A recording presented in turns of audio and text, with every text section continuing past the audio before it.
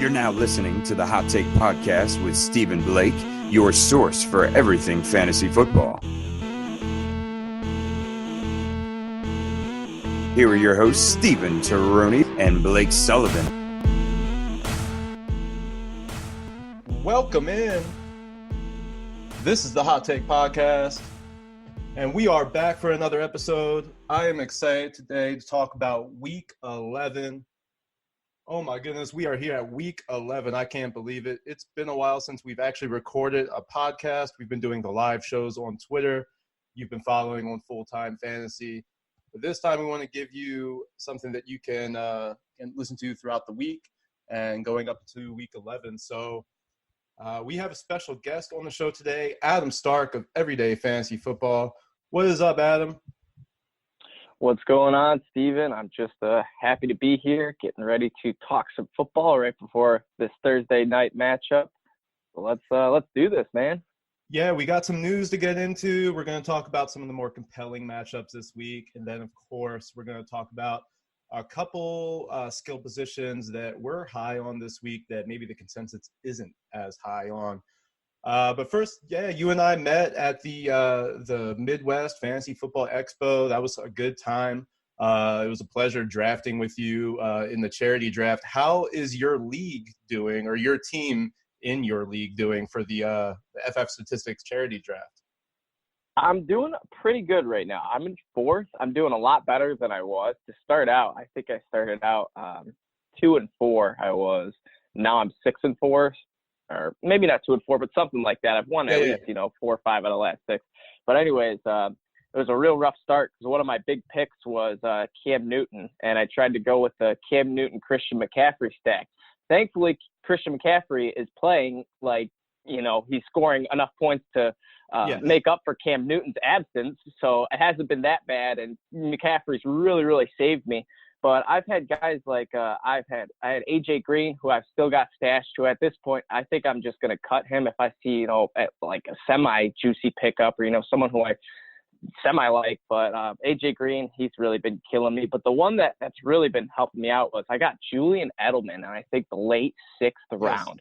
And this was right when Josh Gordon was cleared to play for Week 1, and all the hype was going around him.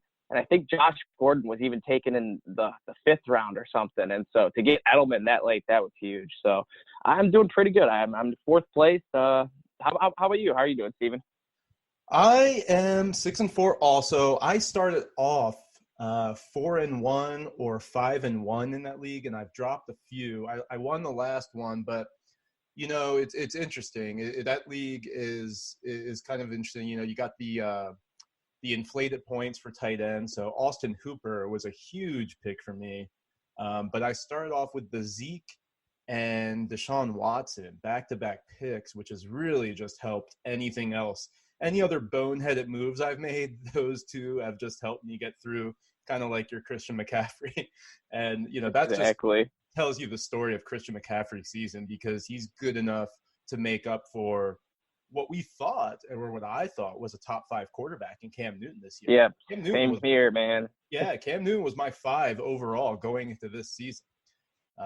And it actually ruined one of my leagues, because I'm on the board and my whole plan was to get Lamar Jackson. I mean, I drafted Patrick Mahomes last year. I was like, let's keep this ball rolling. Let me get Lamar Jackson in the 11th round, and he'll be my boom pick this year, or it, might not work out as much. We'll see, but I think that he could do it. I think he has that Patrick Mahomes-esque aura around him. But on the clock, it was Cam Newton. He was still there in the 11th round, and I'm thinking, well, I can't pass up my quarterback 5 in the 11th round. I got to get Cam Newton. So the rest is history with that. I mean, that's just how fantasy football goes, man. Yeah, and I'm pretty sure I took Cam Newton as, I want to say, the 4th quarterback off the board, because I had McCaffrey, and I was like, I'm going for the stack, man. I'm feeling it. And sure yes, exactly. Well, let's get into some of this news. You mentioned AJ Green. John Ross is back from IR. Now, I was very excited about this initially, but it turns out I do not think he's eligible to play until December 8th. So at this point in the season, he isn't really worth the ad that I initially thought he was. If you're in a deep league, like a 16-team league, I think it is justifiable. But 10 and 12 team leagues, I don't think it makes sense at this point. You're making that playoff push. All of your players need to be, if it's not a handcuff running back that you think, okay, just in case, like Brian Hill, something like that worked out for you if you had him rostered. I don't think John Ross is worth it. But someone that's a little bit more interesting is Devin Funchess. Now, he could play as early as this week. I don't think it'll happen, but he's back from IR. He's practicing. What are your thoughts on Devin Funchess, especially when you consider that T.Y. Hilton isn't playing this week and they have a slew of injuries on offense? Yeah, I think Funchess can be kind of a sneaky play the next few weeks. We don't really know what he is for this team because he got injured pretty fast. So we don't really know if he's got chemistry with Jacoby Brissett or not. So I think he can definitely develop that or get some type of bond, the next couple games.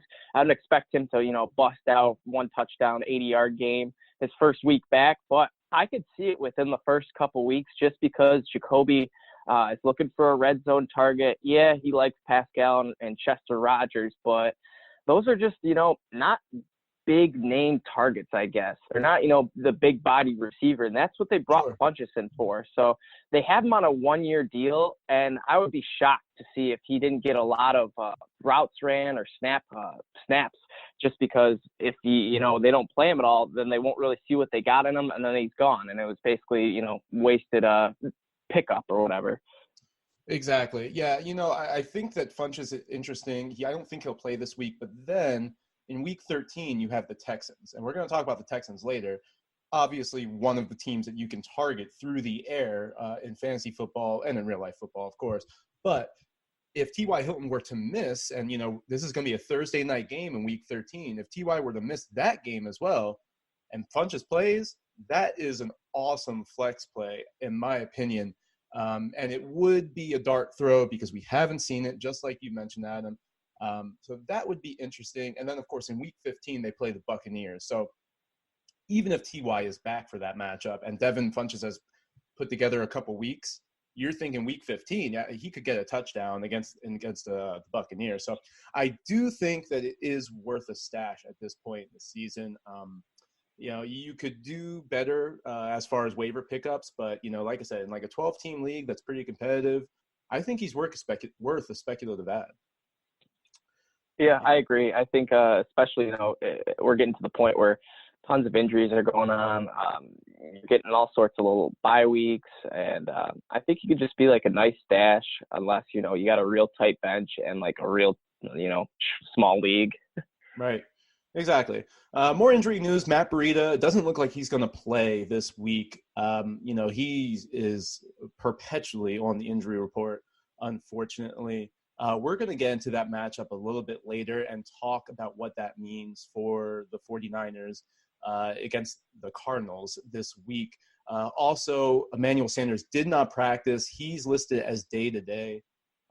And you just have to really monitor today is going to be huge if he practices or not. But it looks like Manny has more of a shot than Matt Breida at this point to play in week 11. Big news here for me is Darius Geis. Now, you want to talk about a stash in your league. If he's still on your waiver wire, pick him up.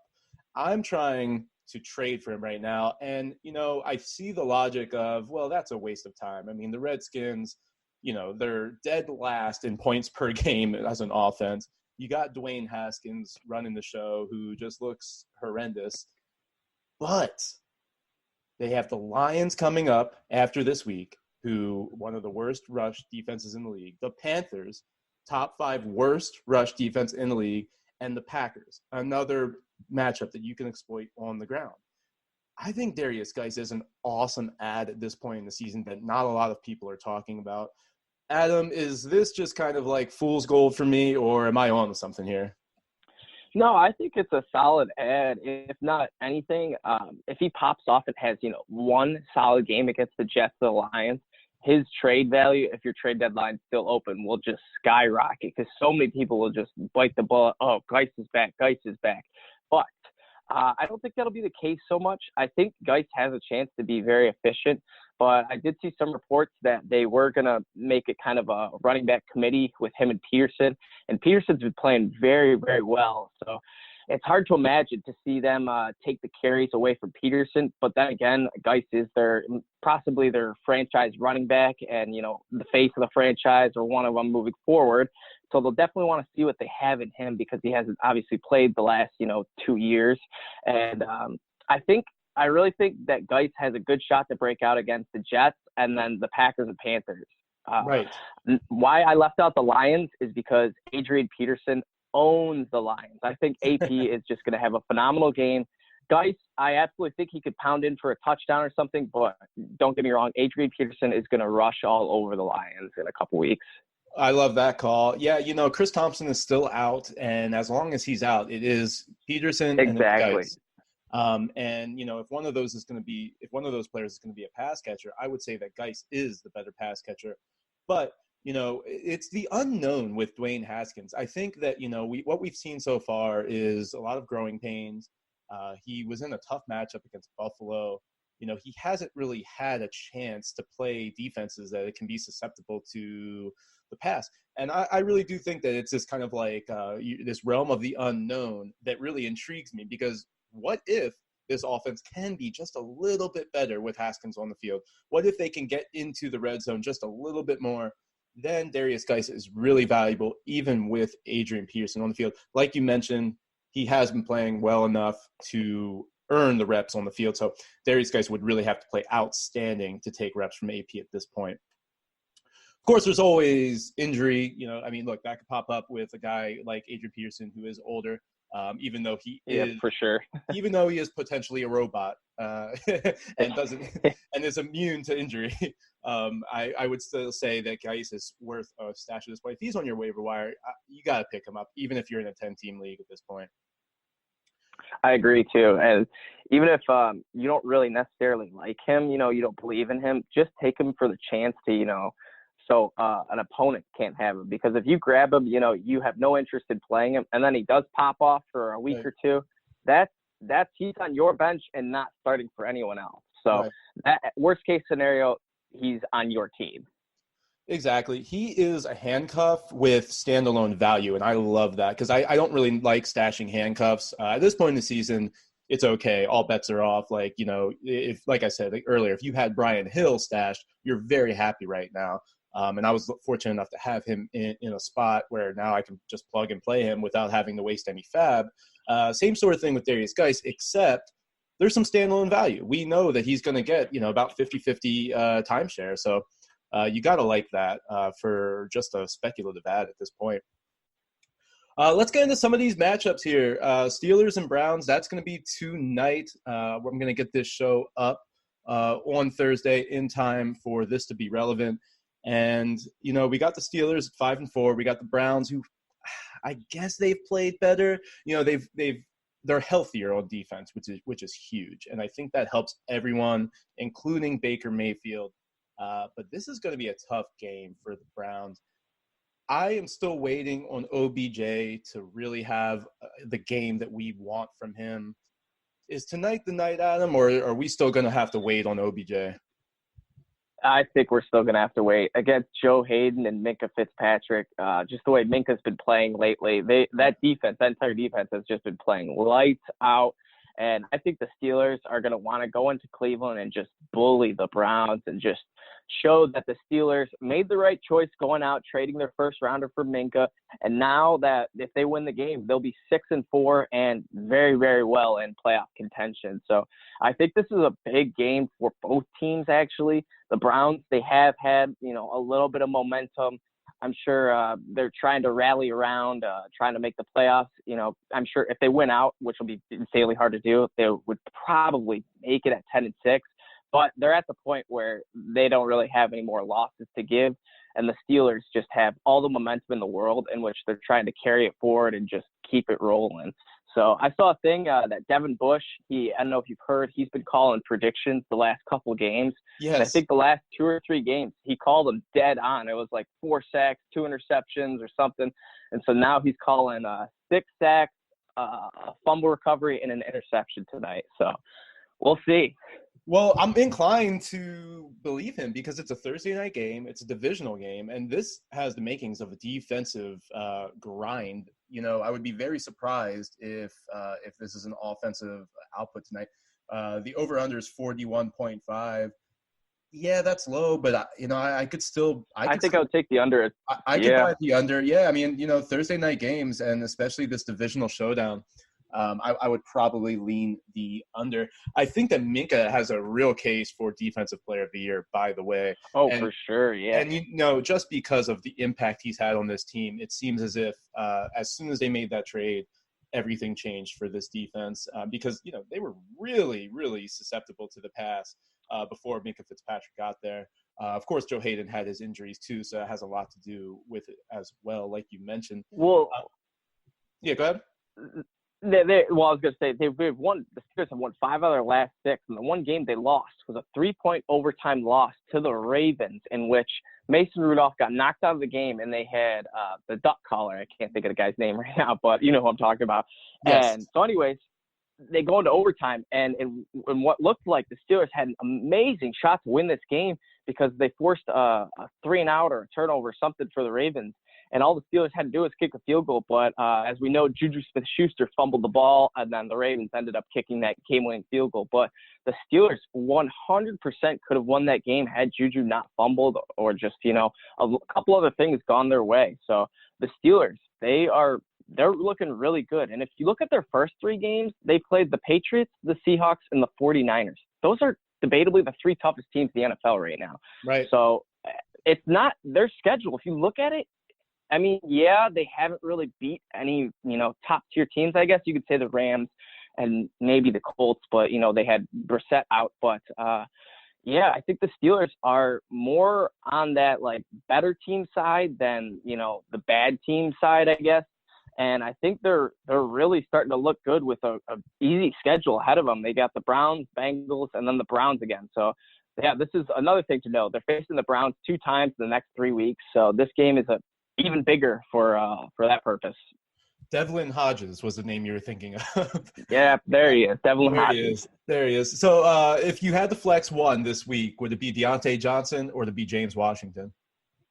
I think I'm going to have to go with Deontay. He's a Toledo man and, kind of Michigan. But so I think Deontay, he's gotten a little bit more chemistry with Mason Rudolph, despite Rudolph, having the OK State background with James Washington. Right. I think Deontay has, looked a little bit better and it's just, felt better for the play scheme and just Mason Rudolph himself. So I think they have a little bit more chemistry. It might be like, internal chemistry, not, something that they express on the field as where, James Washington and Mason Rudolph are talking and dapping each other up in the locker room. And then come game time, Rudolph's locked in. He's looking for the best, the sharpest guys. And I think that's Deontay Johnson right now. I think he's looking the best.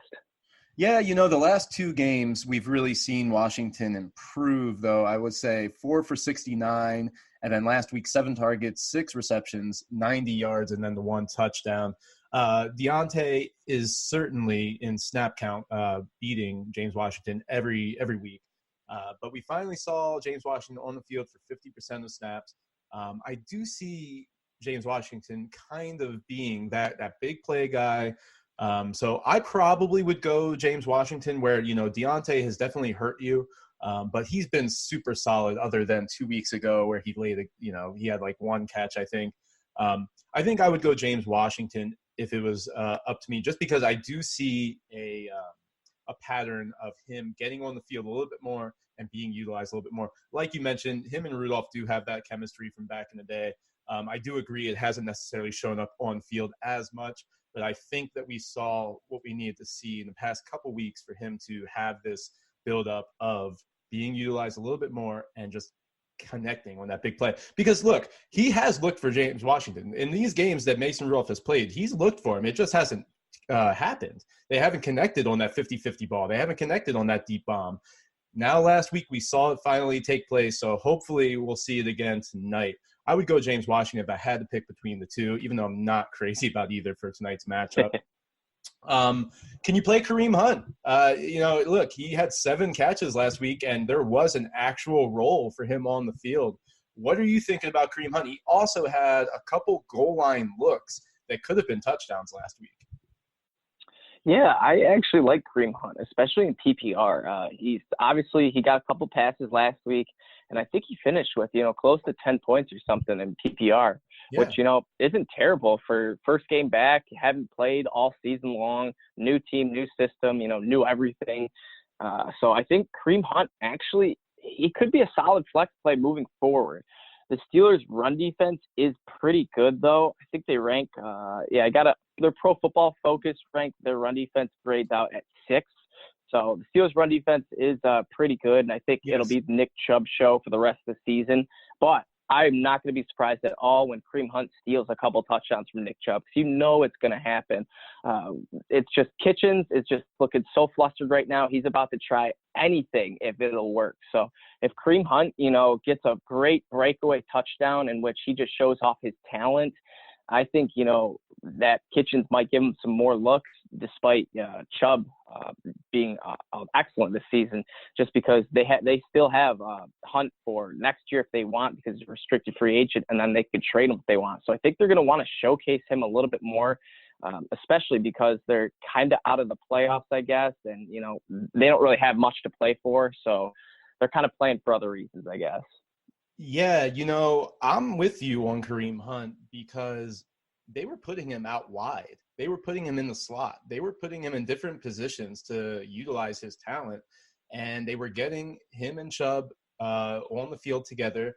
There was a couple plays where they were both in the backfield together. So they really want to be creative. And, as much as we can get on Freddie Kitchens, and look, he has been atrocious as far as play calling and not utilizing his offensive players. But you have to love getting both of these guys involved. And, it didn't really take away much from Chubb. Chubb is still getting 20 carries. He's gotten 20 carries in the last 3 games. You really have to like that if you're a Chubb owner. And they tried so hard to get Chubb into the end zone last week against Buffalo. It just didn't happen. He had so many chances on that goal line. If you were a Chubb owner, you were really disappointed that he didn't get in. But you have to think that the regression is going to come to the mean there. One thing I do like, and you're dead on about the Steelers defense being they're actually 5th. We give up the 5th least fantasy points to running backs, but they are allowing 8 targets to the running backs and 5 receptions per game to the running back. So definitely some room for Kareem Hunt to be valuable in this game in PPR. Very sneaky play. I still think that you can consider him, especially if you're in a league where you have multiple flex positions.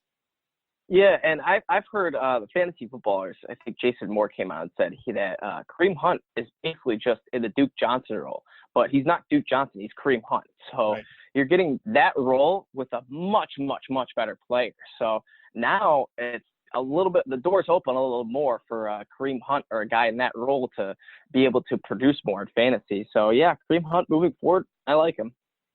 Let's move on to the 49ers and Cardinals. 49ers 8-1, took that devastating loss to the Seahawks and probably what was the game of the year on Monday night. And then they're playing the Cardinals 3-6-1. You got to love what you've seen out of Kyler Murray thus far. And he put up a fight against this 49ers team a couple weeks ago in Arizona. I don't know what to expect in San Francisco. I don't think he's going to have as much success, especially because the 49ers have to be playing angry after that loss. What are your thoughts overall on this game? And do you think that Jimmy G can have a bounce-back game? Of course, he threw for over 300 yards and 4 touchdowns against his team a few weeks ago. Yeah, I definitely think he can. It's the Cardinals. Everyone's looked bad against the Cardinals. But going back to what you said about Kyler Murray and how he played against the 49ers a couple weeks ago, he looks phenomenal. That last, I want to say the last few minutes of that game, or probably 5, 6, 7 minutes, Murray made a beautiful throw to Andy Isabella. It was like that 88-yard catch and run. And Murray just dropped it right over the defender. And that was his first moment where you're like, wow, he can pass, man. This guy's got an arm. And then the next week, he made a couple more passes that just looked phenomenal. So now we're really starting to see that Murray is kind of a really good passer and not just like a scrambler and, okay passer. And he's really starting to develop his play style, I guess you could say. But going back to the 49ers, I think Jimmy Garoppolo can bounce back. I think they will bounce back. This was a tough loss for the 49ers at home last week to an in-divisional rival, Seattle. Now Seattle's just one game back of that first place spot and that first round bye. So I think the 49ers are really going to want to try to put the clamps down and just win as much games as they can and just go all out. So the line is 10.5, and I think it actually was 10.5 last time they played, but the Cardinals were home. Now right. The 49ers are home, so I think that's going to play a big role as well. Matt Breida, if he's out, I think Mostert can hop into that role, even though it's kind of a different role. I think Mostert will produce just as much as Breida would have. But I really like Tevin Coleman in this game. I think Tevin can have a solid game. He's going to kind of have that backfield to himself again. Right. This was literally the same scenario a couple weeks ago. I think Breida was banged up or something, but Tevin Coleman was the hot play, and he went out against the Cardinals and crapped the bed. So I'm going to double down with my Tevin Coleman, and I think he's going to be an excellent play this week. So we talked about Emmanuel Sanders being out earlier, and that would open up the door for Deebo Samuel. And the thing is with this 49ers team is they spread the ball around. So you cannot be sure about which one receiver will have an impact because they like to use Kendrick Bourne. Richie James gets out there sometimes. Dante Pettis gets his chances. But you have to think that Deebo Samuel is going to be the beneficiary here. 8 for 115 last week, and it was his first 100-yard game. George Kittle is also out, and I'm really liking Deebo Samuel for this matchup. Like you mentioned, the Cardinals have just been bad against the pass. So if Emmanuel Sanders doesn't play, which we still have to monitor that, I think Deebo Samuel is an awesome flex play for you this week. Yeah, I like that too. I think Deebo has really developed some chemistry with Jimmy Garoppolo the last couple weeks, and I think Garoppolo is starting to realize, hey, this is a pretty good rookie, and he can actually catch the ball. As where Kendrick, I think I would play Deebo, and just because Mostert is. We saw just because what happened against the Cardinals last time. Tevin Coleman, he didn't have such a good game. I don't think anyone really had a good running game. Going right back to that now, but I know I doubled down on Tevin, but I think that's just because the Cardinals are, historically, or not historically, but this season they've just been terrible at the run. Yeah, so Breida last game, 15 carries, 78 yards. Not terrible, but he did have a 31-yard run that really, skewed it. And then right. Tevin Coleman, 12 for 23. So Ouch. It was really weird, but I think, I don't think that's going to happen 2 times in a row, especially with the 49ers being home, coming off a loss. I think Mostert is going to get some goal line work. I wouldn't even be surprised if Jeff Wilson, punched in 2 touchdowns off of 4 carries. My name is Jeff. So, literally, man, that's what I was just thinking. So, I'm with you. I'm with you on Deebo. Yeah. I'm with you on Deebo for sure because George Kittle is out. So now you have to love the slot receiver anytime that the main tight end is out because you have to think that, Jimmy G is going to be looking over the middle. Who's he going to find? It's going to be Deebo if Emmanuel Sanders is out in this game. Even if Emmanuel Sanders plays, I still think that Deebo has some fantasy value in this matchup. I haven't even mentioned Marquise Goodwin. He really has kind of fallen off where we thought that maybe he would be the wide receiver 1 earlier when, we saw Jimmy G last season really utilizing Marquise. Or that was 2 seasons ago, I guess, at the end of the year. Wow. But what about the Cardinals side, man? Can you play David Johnson? If you have David Johnson, should you be considering benching him?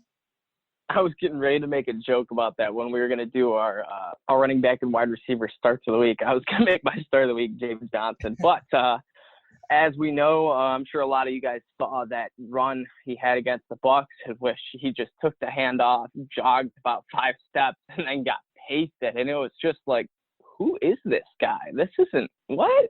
It was just so bizarre to see, a first-round talent, fantasy-wise, play like that. It was weird. Eddie Lacy, is that you? Literally, and it's not like he's been real bad all season. He's been pretty consistent most of the season up until he's got banged up the last couple weeks. But I don't like David Johnson this week. I just think you have to sit him on your bench. And if he has a great game, then that is wonderful because he will be having a great game going into the bye, getting an extra week of rest. And then I think after this week, he'll be not a solid play, but an option at least because Cardinals will play the Rams the following week after their bye. Rams defense hasn't been crazy good this year. So if DJ has a solid game or at least just gets a lot of work and has an okay game against the 49ers, I think he could be good to go in a couple weeks against the Rams after he gets some rest. I still think he's bugged by an ankle injury a little bit. So you're more comfortable benching him than starting David Johnson this week? Yep, 100%. It would be hard to start him against the 49ers this week, especially with, Kenyon Drake's just been playing, pretty good. He came out his first game. We saw him ball out when they played the 49ers a couple weeks ago. Kenyon Drake's opening up party or whatever.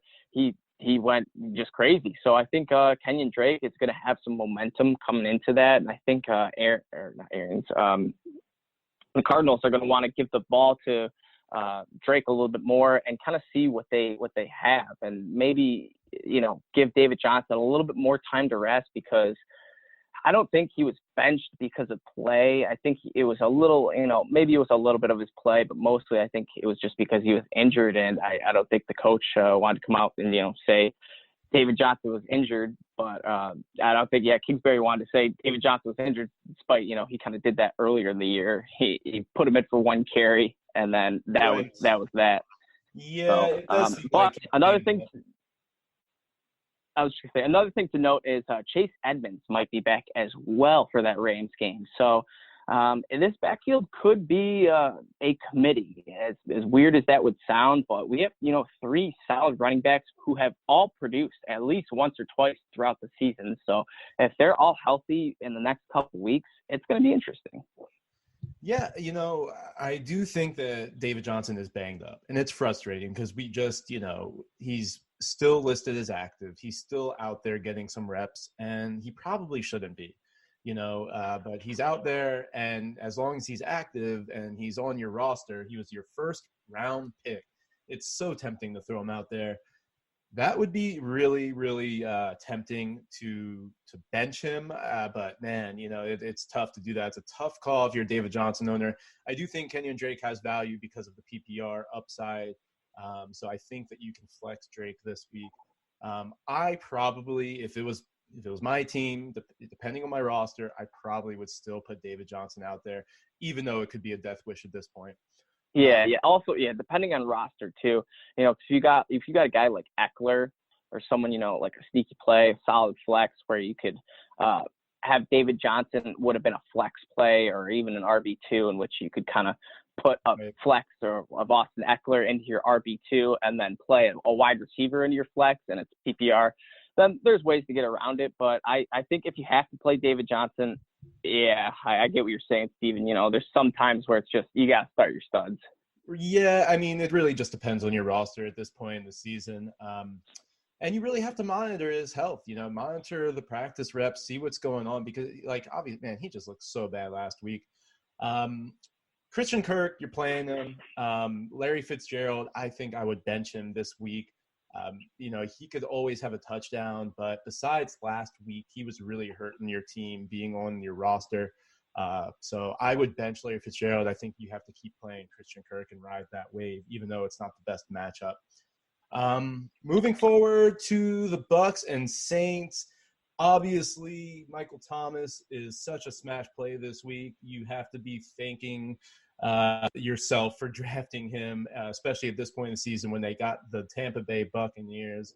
Michael Thomas is on pace for an historical season in terms of receptions, which would blow Marvin Harrison's record out of the water. I think he's on pace for 155 receptions, something like that at this point in the season. So unbelievable. I think he's at, I want to say 80 or 86 right now. I can't remember the number, but I saw a stat. It was most catches without a drop, and it was Michael Thomas was at either 80 or 86. I can't remember if it was a 0 or a 6, but Anyways, Michael Thomas was way up there, and then the number 2 guy was Chris Godwin with 60. So it just goes to show the gap between 1 and 2. Michael Thomas has 20 or more catches than the next guy who hasn't had a drop. So let's talk about the other receivers for the Saints, because they haven't been necessarily relevant, but against the Bucs, I think that all plays are viable. Now, 10, 12-team leagues, you're not playing Ted Ginn or Traquan Smith. This is more of a DFS play because Traquan Smith was back last week. He played 83% of snaps, so he outsnapped Ted Ginn. He was only targeted twice in a weird game against the Falcons where they finally decided to play defense this year. I think Traquan Smith is a very sneaky DFS play this week. Especially against Tampa, too. They just released Vernon Hargreaves, so there might be, some drama, or not drama, but, just some commotion going on with that secondary and that defense. They've just been looking terrible all year. The Bucs have been the team, you want to pick on. They've lost 4 of their last 5. They beat the Cardinals last week, but it's Cardinals. So I think, I like Ted Ginn a little bit more this week. I think Ted Ginn is, I just have a weird feeling he's going to get just a deep touchdown. I don't know why. My gut's just telling me that, though. So I'm going to lock that in as a Ted Ginn touchdown this week. Okay. I like that. I really do. Alvin Kamara, the Bucs have actually been pretty good against the run this year, but Alvin Kamara is matchup proof, especially with PPR upside. You have to love Alvin Kamara this week. You're starting him, of course. Never bench Alvin Kamara. Latavius Murray, move on from that. If he gets a touchdown and he just pummels into the end zone, so be it. But I'm not starting Latavius Murray. I would say that go back to DFS, Kamara might be lower owned than usual, just because he, 2 weeks ago, I think he didn't play, right? I mean, and then last week it wasn't a great game. This week, I would certainly play Alvin Kamara in DFS in a situation where he might be lower owned. It's a favorable matchup for the Saints, so I would definitely play Kamara in DFS. Yeah, I think he could be a solid play too, because a lot of people are going to be afraid of this Bucs run defense, and they've been very, very good throughout the season. They last time they played the Saints, they only held Kamara to 16 and 62 with he also had 6 catches for 42 yards. So his rushing wasn't there, but if his pass game, his receptions are still there, and all he really needed was just 1 touchdown, and then he has a phenomenal game. So I think that this game flies under the radar, where he had 22 touches and 104 yards, but no touchdown. And as Alvin Kamara, you're thinking now I want 17, 20 points. So a 10-point, 12-point game or whatever isn't that good for Kamara, but I like him. If he could have just got 1 touchdown, where all the touchdowns were just passing touchdowns, but we know Kamara is great in the receiving backfield, so he could easily get a reception for a touchdown, which the Bucs have been not susceptible to passing reception touchdowns from running backs, but they do let up some passes to the running backs. So I think Kamara is an excellent play. I do like that call, Steve.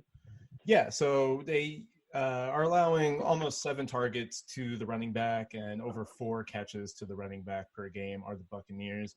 But, of course, like we said, Kamara is just different, and Kamara is going to be used. They funnel the targets to Thomas and to Kamara in the passing game. That's why none of these other receivers are necessarily relevant on a week-to-week basis. But I do think that this week one of those guys is going to be relevant, either Ginn or Smith, as far as a dart throw. So, if you're in a deeper league, you could play those guys. Let's look at the Bucs side of the ball. Marshawn Lattimore doesn't look like he's going to play. And you're starting Mike Evans, you're starting Chris Godwin, no matter what.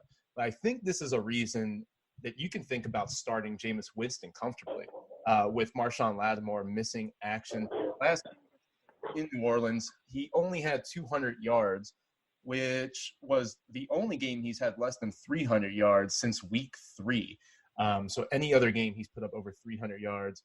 But in that game, he had 2 touchdowns. I think Jameis Winston could be in for a big game, especially as we've noted, you can't really run the ball. You can run the ball on the Saints. I'm thinking on the other side. But Ronald Jones and Peyton Barber both haven't been great on the ground. We actually saw Ronald Jones being utilized in the passing game, which was so surprising to see. But what do you think about Jameis Winston this week? Yeah, I like Winston. I think he could be a solid play. And against New Orleans, you might be thinking, oh, New Orleans is great defense. But they've let up some high-scoring games to, some quarterbacks that can throw the ball. Last time they played the Bucs, we saw Jameis and Godwin connect for 2 touchdowns. So I think Mike Evans could have a bigger game, especially if Lattimore is out. I think it'll just be a field day if Lattimore's out for both Evans and Godwin. But I think Jameis, he could be a great start. He's looked pretty good the last probably like 3-4 weeks in fantasy terms. Yeah, he's been throwing your 2 interceptions, getting your turnovers. But if he could just limit that, then he goes from like a 17 to like 20 point ceiling to a 22 to 25 point ceiling. So Jameis Winston, I think he can get it done. The Saints, they are home, so I think the Bucs will have a little bit of an advantage there. But the Saints are favored by 5.5, so it should be a high-scoring game. The over/under is set at 49.5, so I think Jameis is going to get it in the end zone. But I will say this Bucs backfield has been really annoying. We've seen, Peyton Barber. Last week we saw Peyton Barber and Ronald Jones get 2 touchdowns, and if those were passing touchdowns, then Jameis has a phenomenal week. But he only finished with 1 touchdown and 2 interceptions, had the passing yards again, 358 pass yards, but those 2 rushing touchdowns went to Peyton Barber and or not rushing. I think Ronald Jones had a receiving touchdown maybe. Right. But anyways. No, I think it was a rushing touchdown. It's just been a mess. It was a rushing touchdown. It was. Yeah, I can remember. So, anyways, but that backfield it's been real suspect. And, I have been one to advocate to stay away from them just because it's someone different each week. You get Arians saying, oh, Ronald Jones has looked a lot better. And then, Peyton Barber gets the more touches in the next week. And it goes back and forth all the time. So would I be surprised if, Peyton Barber and Ronald Jones scored? No, but I don't think that'll be the case this week. I think it'll be a little bit more Jameis.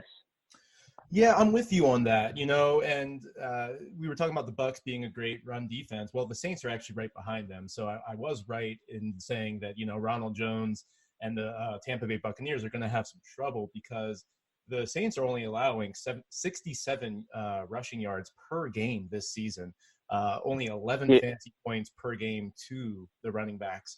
So, this might be more of a shootout than we think. This could be the makings of a classic Buccaneers-Saints game where it is that shootout. To note, Jameis Winston has thrown for at least 300 yards in 6 of his last 7 games. The one game was at New Orleans for the 204 yards. Of course, no Marshawn Lattimore this week, most likely. Would you play Jameis Winston or would you play Josh Allen at Miami this week? Ooh, that is tough. Don't mean to put you on the spot. I know that's a tough one. No, yeah, that's I like that question though. I don't know. Josh Allen, when they played Miami last time, I think Josh Allen has a much safer floor, but I think Jameis Winston has a little bit higher of a ceiling, as weird as that sounds. But we've seen Miami. They've won, I think, the last 2 now, but they're looking a little bit better, and they're not looking like, the world's worst team in which Alabama could come in and beat them, right. Or people, start saying all that as they're, looking that bad. So I do think that Allen's going to have a great game, but he's only thrown 10 touchdowns and he's got 7 interceptions this season so far. So He hasn't really been getting it done as much as we would have hoped he would have this year on the ground and running. But his last couple games, last week, 22 for 41, 266 yards. No touchdowns. It's been real weird for Josh Allen. And then even against the Redskins, 14 for 20, 160 yards and a touchdown. So I think I'm going to have to go with Jameis on this one. Josh Allen, don't get me wrong. He's a solid player. I think he's a great play this week. And when they played the Dolphins last couple weeks ago in Buffalo, Josh Allen went 16 for 26, 202 yards, and 2 touchdowns. So solid game. You're happy with that. But against the Dolphins, back then you were hoping Allen would go for 25, 30 points, get rushing touchdown, 50 rushing yards. But he just he did not do a whole lot. So I think his floor is a little bit higher and his ceiling is a little bit lower. Yeah, I would agree with that completely. Yeah, the one thing with Josh Allen is he's not turning the ball over as much as Jameis Winston. He's really done well with managing the game. In his last 4 games, he only has 1 turnover, and that was a fumble. So since the bye week, he's been pretty solid, and he's been, he's had good matchups. He's had very favorable matchups, and I think that we're both on the same page of, with the matchups he's had, he probably could have played a lot better in terms of fantasy points. The most yards he's had through the air this year is 266. That was last week in Cleveland, in more of a passing situation. I don't think they're going to be in a passing situation this week. I think they're going to be able to manage the game, run the ball, and Devin Singletary and Frank Gore are going to get a lot of work. So, yeah, I would go Jameis in what I think is going to be more of a pass-heavy type of situation. Let's go to the Ravens and Texans. This is going to be the last one we're going to talk about today. This is my favorite matchup of the week, Lamar Jackson against Deshaun Watson. What a game this is on paper. You have to love Lamar Jackson against the Texans this week. The Texans are terrible against the pass. They are 28th in the league in fantasy points per game allowed to the wide receiver position, which makes Hollywood Brown just an awesome play this week. You have to start up Hollywood Brown, not that you weren't going to anyway based on what he did for you last week, but this is an awesome game for all Ravens. I would say Lamar Jackson, Hollywood, Mark Andrews, and Mark Ingram. You have to fire them up in this matchup. 100% agree. I think I love your note on here. It just says under the Ravens-Texans game, the note is Lamar Jackson, ... that is all. And that's literally what it's been. Lamar Jackson, that is all for the Ravens. It's like he's pretty much all they've really needed, and he's been just doing it all himself. I know he's had some help with Mark Ingram and, Hollywood Brown early on this season, and now he's back and healthy. So I think the Ravens are this is going to be a big game for them. The Texans are – it's an AFC, rival. So I think this is a potential playoff matchup we could see. And I think the Ravens and Texans both know that. I think they're going to be both, going head to head, wanting to, just kill each other. But I'm liking the Ravens in this one. I think, what you're saying, start them all. Mark Andrews, Mark Ingram, even now.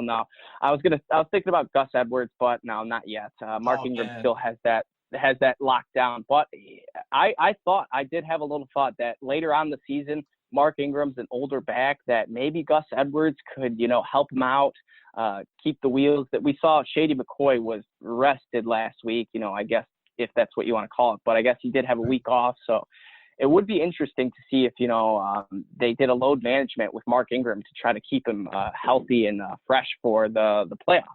Well, the interesting thing with Gus Edwards is that he's actually seen just as much snaps as Mark Ingram in the past few weeks.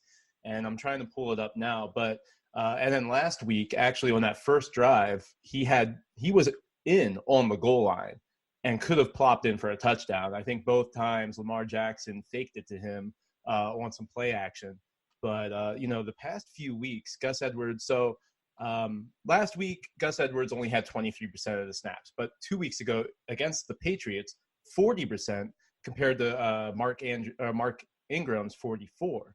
Week before that, 37 compared to 51 for Mark Ingram, and then the week before that, he actually outsnapped Mark Ingram. So you're not far off on this Gus Edwards thing, but I do think that Mark Ingram just has that role locked down. Gus Edwards is sneaking in there on goal line work because he is such a good goal line back that I do think that he could plop in for a touchdown. So it's not that far-fetched, but you just can't play him in season long right now. On the other side of the ball, on the Texans, you're playing DeAndre Hopkins. Will Fuller is back. Are you playing him, or is he staying on your bench? I think Will Fuller, I think with just how susceptible he's been to injury, I think I would just want to make sure, he's fully healthy, because we could see him run out in like the first quarter, first 5 minutes, pull a hamstring or something, and he's out the full game. So, I want to see at least one game where he, goes out there, still has that same role with Watson. I know we really only saw one big breakout game for him, but we know it's there with Watson. So it's just going to be, is it going to be Stills? Is he going to be the deep guy, or is it going to go back to Fuller? So I wouldn't play Fuller this week, but he's definitely a guy to keep your eye on. And I think he's a guy who was probably dropped in a lot of redraft leagues. So if you want to or not drop, but maybe, teams have given up on him, so you can make a low ball offer for him if you're a Will Fuller, if you like him. But I'm not starting Fuller this week, but I think he could be a quality play next week. That's a good call. I mean, it's not the best matchup for you. If it was like Miami, yeah, you're probably playing him. But, not this week, especially like you said, because he's been so banged up. He could go out there, run a post, and then he's sidelined for the rest of the day because he tweaked his hamstring.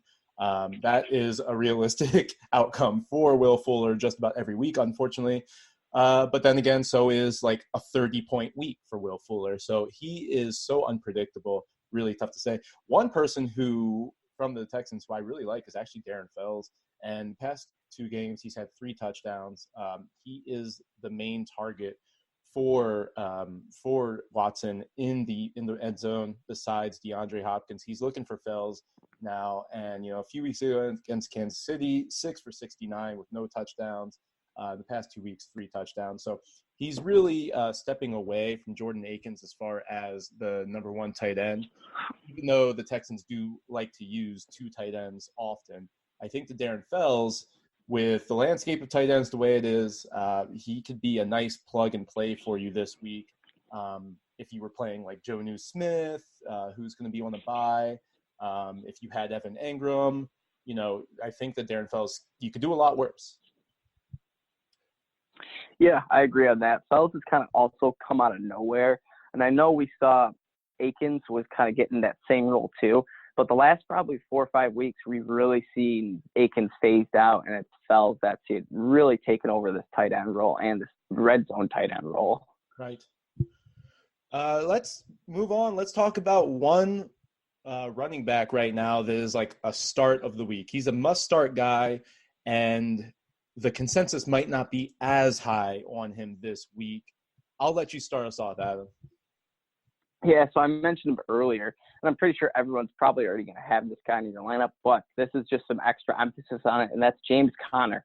And if I'm advocating for James Conner, that is great, because I've been a James Conner hater all season long, but he has started to come around. He has a really juicy schedule the next few games. They're playing the Browns tonight, and the Browns have, I want to say, the second worst run defense. The Browns are graded by Pro Football Focus. They have the second worst run defense, and that is worse than the Dolphins and the Bengals and my hometown Lions, who have just been atrocious. So only the Chiefs are worse than them, and that will allude to your running back pick a little bit later. But, yeah, James Conner, I think he's going to be a smash play against the Browns tonight. I don't think that injury is going to get in the way at all. I think he's just going to look 100% normal. But if you want a sneaky play, I think Jalen Samuels could maybe get in there and, maybe have some sort of weird role. I know we saw a lot of jet passes. I forget what game it was, but it was a few weeks ago when Devlin Hodges was still playing. They ran a lot of, they got all sorts of creative with Jalen Samuels. So I think he still maybe can get in there. If you need a flex play, I think Samuels, despite Conner being back and healthy, I think Samuels can be a solid flex play. But I love Conner this week, and I think he's going to be a great play for DFS. And coming back off an injury, I think he should be at a reasonable price. I haven't looked at anything, but I think he should be a reasonable price. That's fantastic. Yeah, anytime that someone's coming off of an injury, he's probably going to be lower owned in DFS. And this is just a good opportunity for James Conner because of that, or to play James Conner anyway. If you're in season long, like you mentioned, you're not benching James Conner, but you have to feel good about him this week, and like I do believe that he's going to get the lion's share of the work. also do like the Jalen Samuels call. Mike Tomlin and the Pittsburgh Steelers are very creative when it comes to their running backs. They always have been. So I do like that call. It's kind of like a Melvin Gordon, Austin Eckler situation, which my play of the week for running back is Austin Eckler, and he disappointed last week. So I think that you might be inclined to bench him because now Melvin Gordon has asserted his dominance. 60% of the snaps compared to 34 and 45 for Austin Eckler the past couple weeks. Now, in that 34% snap share against the Packers, he actually did pretty well for you. When he was all on the field, he produced. He had 72 rushing yards and he had 4 receptions. So you were happy about that. He had 93 all-purpose yards. Last week, disappointed, but he did give you the touchdown, and you were happy about that because if he didn't give you the touchdown, he certainly busted. So I think the inclination could be to sit him, but against this Chiefs team, who you mentioned, Adam, dead last in fantasy points per game to the running back, this is where you can hurt the Chiefs on the ground. And not only that, but the Chiefs give up the most red zone attempts per game in the NFL.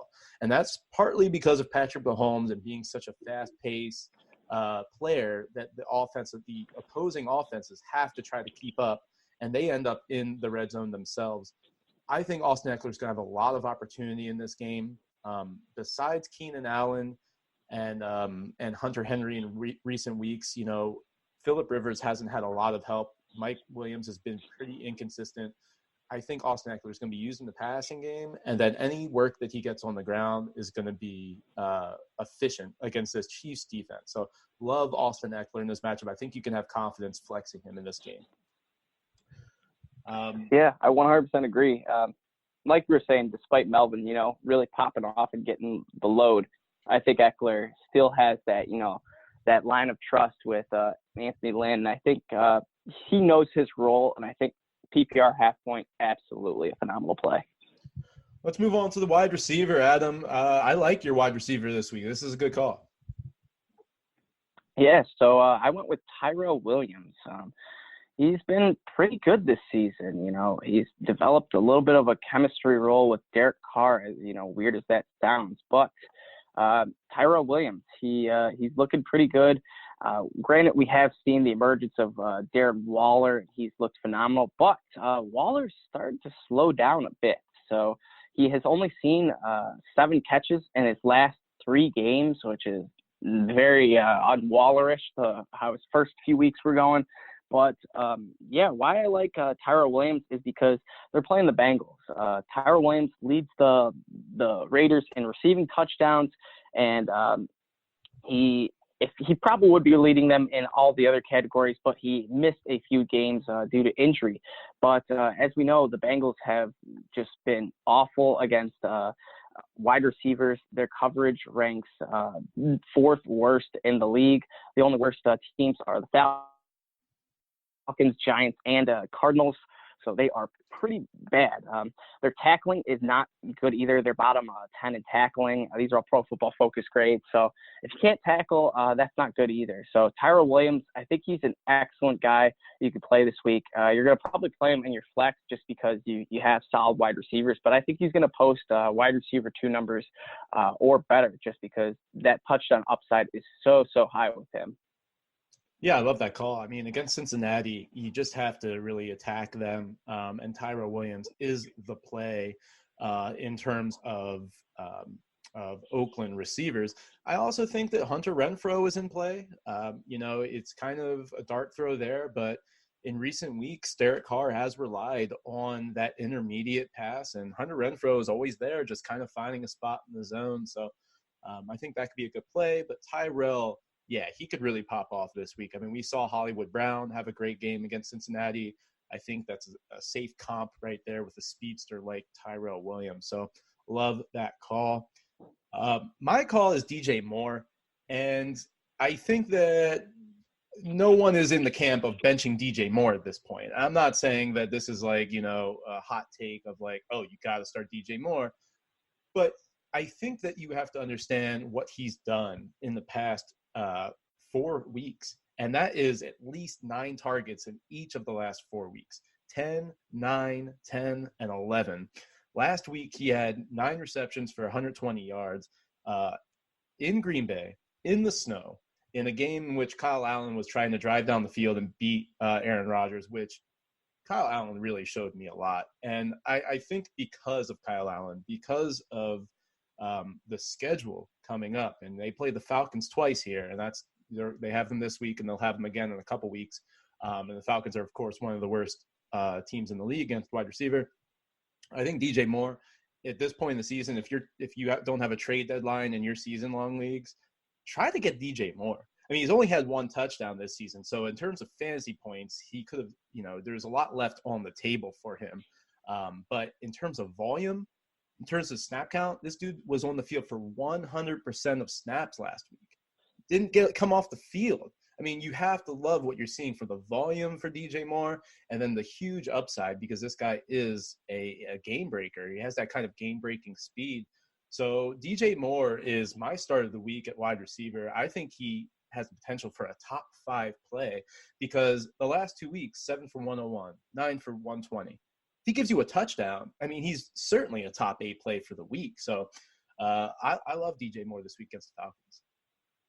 Yeah, I kind of find it funny how we kind of have opposite guys. Your guy is receiving yards and receptions dependent, and my guy's been touchdown dependent the whole year. But if Moore can get a touchdown, or if Tyrell Williams can, see twice the amount of receptions than he's been seeing, which is absolutely possible against the Bengals, and I believe this game should be high scoring because the Raiders' defense is pretty bad too. So I think despite, Ryan Finley is the quarterback for the Bengals, I do think, Joe Mixon and that team has a little bit of a will to win, and they do want to get at least 1 win. So they're not, one of the 0-16 teams like the Lions and the 2016 Browns. So anyways, I think if DJ Moore could get a touchdown, we are really going to see that this guy is going to be, has very, very high wide receiver 2 potential, with even, wide receiver 1 upside if he could just get that touchdown.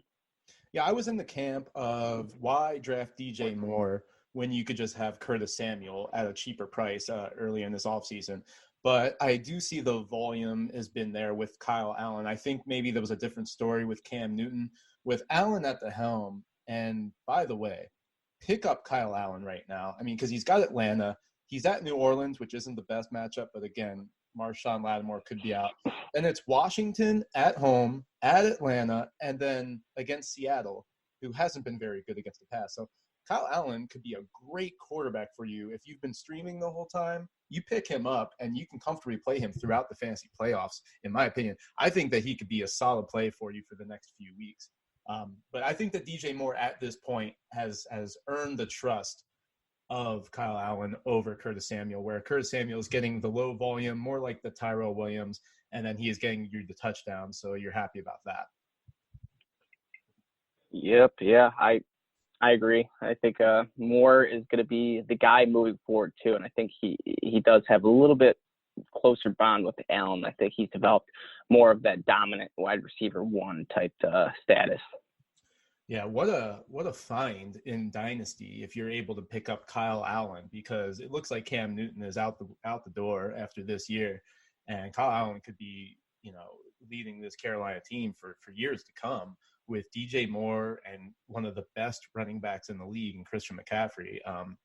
Unbelievable what has happened this year in terms of just like the fluctuation at the quarterback position. Exactly. Yep. All right. This has been the Hot Take Podcast. Thank you for listening. Adam Stark of Everyday Fantasy Football. Please tell everybody where they can find you on Twitter and what you have coming up for them as we wrap up the NFL season. Yeah, so basically I'm just on Twitter right now, Everyday FFB. I just wrapped up a signed DeAndre Hopkins jersey giveaway, but I'll be doing another signed jersey giveaway in the next couple weeks, so you'll definitely want to follow me and stay tuned for that. Once the off season hits, I will be getting a YouTube page and hopefully running my own Everyday FFB podcast, the Everyday Fantasy Football Podcast with Adam Stark, me. So that's the dream there, is to get a YouTube channel and a podcast. So once all that is up and running, those are the final goals for me. So once I have that up and running, made my handles and names or whatever, then I'll post all that information on Twitter. It'll be in my Twitter bio. And so you guys will just definitely check me out on Twitter right now. That's about all I've got going, but big plans for the future. Fantastic. Yeah, no, great follow on Twitter. And, I just participated in the poll, best cheeseburger out there. And I had to go with In-N-Out just because of the value. I mean, you're not going to get a better burger for the price at In-N-Out. So I had to go. Yeah, 100% agree. The thing I don't understand about In-N-Out is the burgers are so good, but their French fries are just, I don't understand. They're so just not good. Yeah, there's literally no potato in there. I don't know what they're doing over there. It's like you bought a bag of hot fries or something. I don't understand what's happening with. But that's why you have to do it animal style and just get the Thousand Island dressing, the onions, and the cheese on top. Oh man. Making me hungry over here, Adam. You're telling me. All right. Yeah. We are the Hot Take Podcast. Blake Sullivan should be back next week. You can follow him at Blake Sullivan FF. Follow me at FF Professor ST3. And of course, my rankings every week on fanball.com. Thanks for listening to the Hot Take Podcast.